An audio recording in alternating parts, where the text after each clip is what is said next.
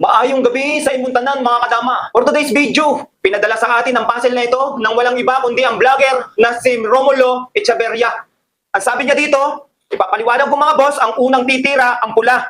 Yan pula boss, papunta dyan sa ibabaw. At itong itim papunta dito. Paano nga ba talunin daw sa looban ng 8 moves limit? Para matalo to boss, mga kadama, ito ang ating key move. Pakain natin to. Kakain boss, yung itim.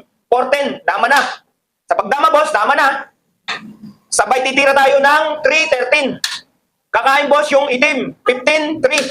Sa ganyan, boss, tumira tayo ng 2-14. Bawal kumain, boss, ng isa. Obligado kakain yung dama, dalawa. 10-12, isa, dalawa.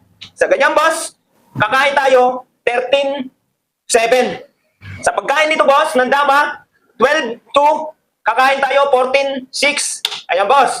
Pagkain ng 4-14, ipapakain natin to boss, 6-2. Same as lang yung boss. Pag kumain ng 15-7 o kaya 14-6, ay talo na boss. Ito na yung pang 7. Same as yung boss. Isa, pwedeng dito or pwedeng dito. Isa, dalawa, tatlo, apat, lima. Yun na boss, yung 7 moves. Pag tira dito, 8 moves boss. Talo ang itim. Maraming salamat boss. At kung nag-iibig ka magpadala ng mga puzzle, ilagay mo lang sa ating comment section at sasagutin ni Kapalit Vlogs. Thank you!